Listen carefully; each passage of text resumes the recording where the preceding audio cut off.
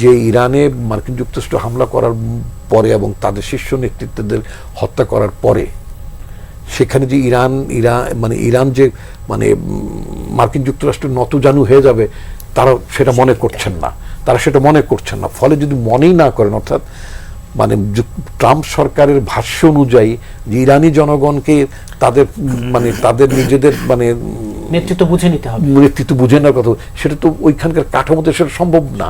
গত 47-48 ইয়ার্সের কাঠামো তা বলে না, সেটা বলে না। যদি না বলে, এখন আমার কাছে আজকে মনে হলো যে ট্রাম্প বলছেন নতুন নেতৃত্বের সাথে তারা উনি কথা বলতে প্রস্তুত আছেন।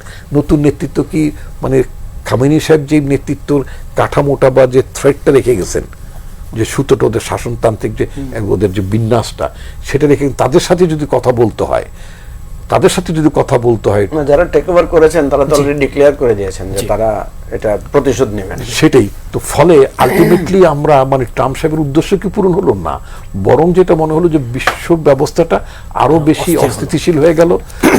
অর্থনীতি শুধু এটা বাংলাদেশের জন্য না, ইভেন মার্কিন যুক্তরাষ্ট্রের জন্য এটা ভালো হয়নি। এবং মার্কিন যুক্তরাষ্ট্র বিক্ষোভ হচ্ছে মার্কিন যুক্তরাষ্ট্র সিনেটর ইয়ে থেকে মার্কি থেকে শুরু করে অনেকে এটা তারাও সমালোচনা করছেন, প্রতিবাদ করছেন।